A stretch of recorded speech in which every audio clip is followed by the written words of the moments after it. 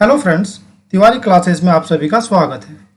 Friends, हम इग्नू के bachelor degree programme के सब्जेक्ट ANC1 अर्थात समुदाय में पोषण का chapter wise video lecture upload कर रहे हैं।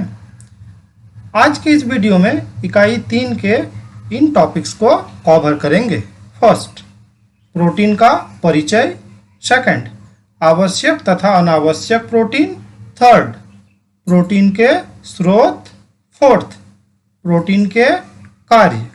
और लास्ट, प्रोटीन का पाचन, अवशोषण तथा उपयोग। इस सब्जेक्ट में अधिकतर शॉर्ट टाइप क्वेश्चंस पूछे जाते हैं। इस कारण बेहतर होगा वीडियो को स्किप किए बिना पूरा देखिए, जिससे सारे शॉर्ट क्वेश्चंस भी कवर हो जाए। आप चैनल को सब्सक्राइब भी कर सकते हैं, जिससे इस चैनल में अपलोड होने वाले वीडियोस का नोटिफिकेशन सबसे पहले आपको मिले। चलिए लेसन को स्टार्ट कर लेते हैं।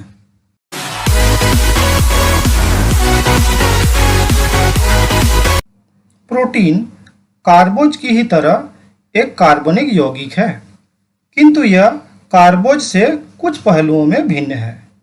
इसमें कार्बन, हाइड्रोजन तथा ऑक्सीजन के अतिरिक्त एक और तत्व नाइट्रोजन भी होता है। जी हाँ, इसमें नाइट्रोजन एक्स्ट्रा होता है। प्रोटीन बनाने वाले नाइट्रोजन से युक्त मूल इकाई को एमिनो एसिड कहते हैं। ये एमिनो एसिड एक दूसरे से पेप्टाइड बंध द्वारा जुड़े होते हैं। ये दोनों पॉइंट नोट करने लायक है, क्योंकि ये फिल इन द ब्लैंक्स में आते हैं। पहला, प्रोटीन को बनाने वाले नाइट्रोजन से युक्त मूल इकाई को एमिनो एसिड कहते हैं, और दूसरा, ये एमिनो एसिड एक दूसरे से पेप्टाइड बंध द्वारा जुड़े होते हैं। तो ये एमिनो एसिड तथा पेप्टाइड बंध, ये दोनों पॉइंट इंपॉर्टेंट है। कई एमिनो एसिड आपस में जुड़कर श्रृंखलाएं बनाते हैं। प्रोटीन इन्हीं एमिनो एसिड की श्रृंखलाओं से बने होते हैं। सभी प्रकार के प्रोटीन लगभग 22 एमिनो एसिड से बने होते हैं। भोजन में कई प्रकार के प्रोटीन होते हैं, किंतु आश्चर्यजनक बात यह है कि इन्हीं दो प्रोटीन की संरचना एक सी नहीं होती। इसका कारण यह है कि विभिन्न प्रोटीन में 20 या अधिक एमिनो एसिड अलग अलग अनुपात में तथा अलग अलग तरह से जुड़े होते हैं। अब इसका दूसरा पॉइंट देख लेते हैं, आवश्यक तथा अनावश्यक प्रोटीन।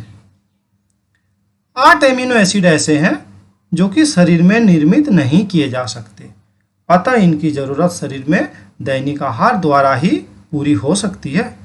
इन एमिनो एसिड का भोजन में होना आवश्यक है। इन्हें आवश्यक एमिनो एसिड कहते हैं। कुछ एमिनो एसिड शरीर द्वारा निर्मित किए जा सकते हैं। ये एमिनो एसिड शरीर के लिए आवश्यक तो है, परंतु इसका हमारा दैनिक भोजन में होना अनिवार्य नहीं है। इन एमिनो एसिड को अनावश्यक एमिनो एसिड कहते हैं। लेकिन आवश्यक तथा अनावश्यक इस बात को दिखाता है कि वो एमिनो एसिड भोजन द्वारा लिए जाने आवश्यक है या नहीं। लेकिन ये दोनों ही प्रकार के प्रोटीन हमारे शरीर के लिए अनिवार्य है। अर्थात स्पष्ट होता है, जो प्रोटीन हमारे भोजन द्वारा लिए जाने की आवश्यक है उसे आवश्यक प्रोटीन कहते हैं, और जिन प्रोटीन का निर्माण हमारा शरीर स्वयं कर लेता है उन्हें अनावश्यक प्रोटीन कहते हैं। परंतु ये दोनों ही एमिनो एसिड शरीर के लिए अति महत्वपूर्ण है। भोजन में उपलब्ध प्रोटीन किस क्वालिटी का है, इसका पता हमें उपस्थित अनिवार्य एमिनो एसिड की संख्या तथा अनुपात पर निर्भर करता है। हम जानते हैं प्रोटीन पशुजन्य तथा वनस्पतिजन्य दोनों ही पदार्थों से मिलता है। अर्थात प्लांट से भी प्रोटीन मिल सकता है और एनिमल से ही मिल सकता है, किंतु पशुओं से प्राप्त खाद्य पदार्थों में प्रोटीन उच्च कोटि का होता है, क्योंकि इसमें सभी अनिवार्य एमिनो एसिड उचित मात्रा तथा अनुपात में होते हैं। वनस्पति से प्राप्त प्रोटीन युक्त पदार्थों में प्राय 1 या 2 आवश्यक एमिनो एसिड नहीं होते, अतः इनमें पाया जाने वाला प्रोटीन निम्न कोटि का होता है। उदाहरण के लिए अनाज में लाइसिन, जो एक आवश्यक एमिनो एसिड, कम मात्रा में होता है तथा मिथायोनिन नामक प्रोटीन अधिक मात्रा में होता है, जबकि दालों में मिथायोनिन कम मात्रा में और लाइसिन अधिक मात्रा में होता है। यहाँ पर भी ये दो प्रोटीन का नाम नोट करने लायक है। पहला मिथायोनिन और दूसरा लाइसिन। क्या होता है, जो अनाज है तो अनाज में लाइसिन कम मात्रा में होते हैं, लेकिन दालों में लाइसिन अधिक मात्रा में होते हैं। अनाज में मिथायोनिन अधिक मात्रा में होते हैं, जबकि दालों में मिथायोनिन कम मात्रा में होते हैं। अतः आहार में अनाज तथा दाल को मिलाकर प्रयोग करने से प्रोटीन की कोटि में सुधार लाया जा सकता है, अर्थात क्वालिटी सुधारा जा सकता है। इस प्रकार खाद्य पदार्थों का प्रयोग मिला जुला रूप से करने से प्रोटीन का अच्छा क्वालिटी प्राप्त हो जाता है। इस प्रकार हमारे भोजन में वनस्पति तथा पशु दोनों से प्राप्त प्रोटीन का उपयोग करना बेहतर होता है। अगर पारंपरिक भारतीय दैनिक भोजन को लें तो देखेंगे कि अधिकतर भारतीय व्यंजन या तो अनाज और दाल से, या फिर अनाज और पशुओं से प्राप्त खाद्य पदार्थ, या फिर इन सभी खाद्य पदार्थों को मिलाकर बनाए जाते हैं। उदाहरण के तौर पर अनाज तथा दाल के मिश्रण से बने व्यंजन जैसे डोसा उड़द दाल और चावल से, दाल और रोटी, या अनाज तथा पशुओं से प्राप्त खाद्य पदार्थ का मिश्रण दलिया दूध और गेहूं, अनाज तथा पशुओं से खाद्य पदार्थों से बना मछली भात आदि। वनस्पति से प्राप्त खाद्य पदार्थ में थोड़ी मात्रा में भी पशुओं से प्राप्त खाद्य पदार्थों को मिला दिया जाए तो ऐसे भोजन से प्राप्त प्रोटीन की कोटि पहले से अच्छी हो जाती है। अब अगला पॉइंट, प्रोटीन के खाद्य स्रोत। दूध से बने पदार्थ, मांसाहारी खाद्य पदार्थ जैसे मांस, मछली, अंडे, गिरीदार फल जैसे मूंगफली, बादाम, काजू, अखरोट, तथा दालें जैसे चने की दाल, मसूर की दाल, मूंग की दाल, राजमा, सोयाबीन प्रोटीन के कुछ अच्छे स्रोत हैं। दालों में विशेषतः सोयाबीन में प्रोटीन काफी मात्रा में पाया जाता है। पशुओं से प्राप्त खाद्य पदार्थों में प्रोटीन उच्च कोटि का होता है, इसलिए अगर संभव हो तो प्रत्येक व्यक्ति को अपने दैनिक भोजन में कुछ मात्रा में पशुओं से प्राप्त खाद्य पदार्थों को अवश्य सम्मिलित करना चाहिए। दूध ही केवल एक ऐसा पदार्थ है जिसका शाकाहारी और मांसाहारी दोनों प्रयोग करते हैं। यद्यपि 100 ग्राम दूध में केवल 3.2 ग्राम प्रोटीन होता है, फिर भी इसका प्रोटीन उत्तम क्वालिटी का होता है तथा इसमें लाइसिन की मात्रा पर्याप्त होती है।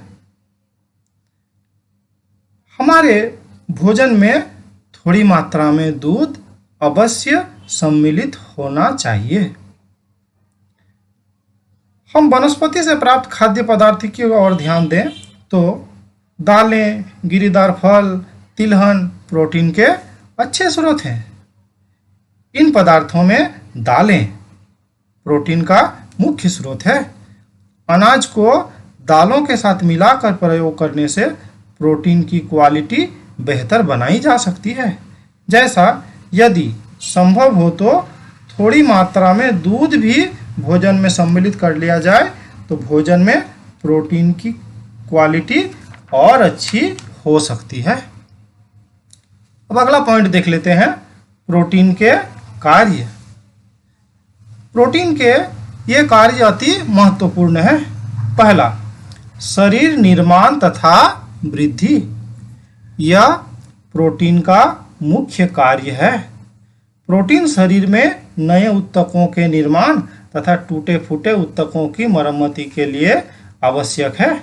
इस प्रकार यह शारीरिक वृद्धि तथा शरीर के रखरखाव के लिए आवश्यक है। बचपन से वयस्क होने तक लगातार वृद्धि होती रहती है, तो इसके लिए प्रोटीन आवश्यक है। लेकिन जब वृद्धि रुक जाती है तब भी प्रोटीन की आवश्यकता है, क्योंकि उस समय भी शरीर में टूटे फूटे ऊतकों की लगातार मरम्मती होते रहना आवश्यक है। दूसरा कार्य, प्रोटीन नियामक अर्थात रेगुलेटरी व सुरक्षात्मक पदार्थ के रूप में। प्रोटीन कुछ रासायनिक पदार्थ बनाते हैं जो शरीर की मुख्य प्रक्रियाओं को नियंत्रित करने के लिए आवश्यक होते हैं। भोजन की पाचन क्रिया में एंजाइम की भूमिका के बारे में तो हम जानते ही हैं। लास्ट इकाई में एंजाइम्स के बारे में चर्चा भी किया गया था। सब एंजाइम प्रकृति से प्रोटीन होते हैं।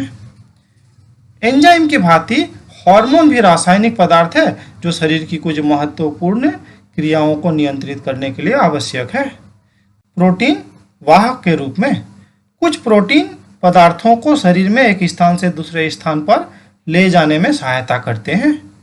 प्रोटीन वाहक का सबसे प्रमुख उदाहरण हीमोग्लोबिन है, जो फेफड़ों से ऑक्सीजन को शरीर के विभिन्न ऊतकों में ले जाता है तथा शरीर के अंगों से कार्बन डाइऑक्साइड को फेफड़ों तक वापस लाता है। अगला पॉइंट, ऊर्जा प्रदान करना।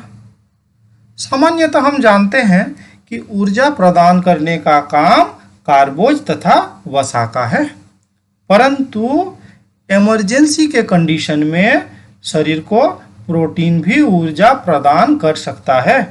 1 ग्राम प्रोटीन से 4 किलो कैलोरी ऊर्जा मिलती है, परंतु कार्बोज तथा वसा प्रोटीन को ऊर्जा प्रदान करने के कार्य से मुक्त ही रखता है, ताकि प्रोटीन का जो अपना काम है, शरीर निर्माण तथा वृद्धि का काम, उसी को सुचारू पूर्वक कर सके।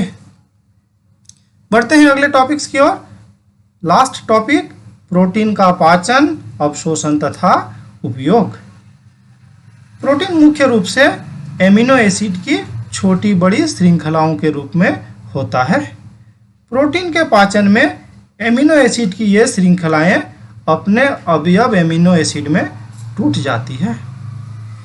प्रोटीन का पाचन का मुख्य स्थान आमाशय तथा छोटी आंत होता है। आमाशय में उपस्थित आमाशयिक रस प्रोटीन को तोड़ने में मदद करता है। यहाँ एंजाइम पेप्सिन प्रोटीन को एमिनो एसिड की कई श्रृंखलाओं में तोड़ देता है, किंतु पेप्सिन से प्रोटीन का पूर्ण पाचन नहीं होता है। आंशिक रूप से पचा हुआ प्रोटीन आमाशय से छोटी आंत में जाता है। यहाँ प्रोटीन को तोड़ने वाला पेप्टाइडेज नामक एंजाइम प्रोटीन को एमिनो एसिड की छोटी श्रृंखलाओं में तोड़ देता है और प्रोटीन का पाचन संपन्न होता है। प्रोटीन का पचा हुआ अंतिम रूप एमिनो एसिड ही है। पाचन के बाद एमिनो एसिड रक्त द्वारा लीवर में ले जाए जाते हैं। यहाँ एमिनो एसिड का 3 प्रकार का प्रयोग किया जाता है। पहला, कुछ एमिनो एसिड रक्त प्रोटीन बनाते हैं। अगला, कुछ एमिनो एसिड यकृत में ही रह जाते हैं और शेष बचे हुए एमिनो एसिड रक्त में प्रवेश कर जाते हैं तथा आवश्यकता पड़ने पर शरीर के ऊतकों द्वारा ऊतक प्रोटीन बनाने हेतु ले जाए जाते हैं। पशुओं से प्राप्त खाद्य पदार्थों जैसे दूध और मांस में प्रोटीन उच्च कोटि का होता है, क्योंकि इसमें सभी अनिवार्य एमिनो एसिड उचित अनुपात तथा मात्रा में पाए जाते हैं। वनस्पति से खाद्य पदार्थों जैसे गेहूं, चावल या दालों में प्रोटीन अपेक्षाकृत उच्च कोटि का नहीं होता, क्योंकि उसमें एक या अधिक अनिवार्य एमिनो एसिड उचित मात्रा में नहीं होते हैं। यह शरीर निर्माण के लिए पूर्णतया प्रयोग में नहीं लाए जाते। दूसरी तरफ पशुजन्य प्रोटीन शरीर निर्माण के लिए पूर्णतया इस्तेमाल हो जाते हैं। ये प्रोटीन दूसरे कार्यों जैसे ऊर्जा प्रदान करना आदि के रूप में भी प्रयोग में लाए जा सकते हैं। ठीक है, इस प्रकार आज के वीडियो में इतना ही। अगर आपको यह वीडियो अच्छा लगा तो लाइक शेयर कर सकते हैं। बहुत जल्द इस इकाई का दूसरा पार्ट लेकर आएंगे। इस वीडियो में मेरे साथ बने रहने के लिए बहुत बहुत धन्यवाद।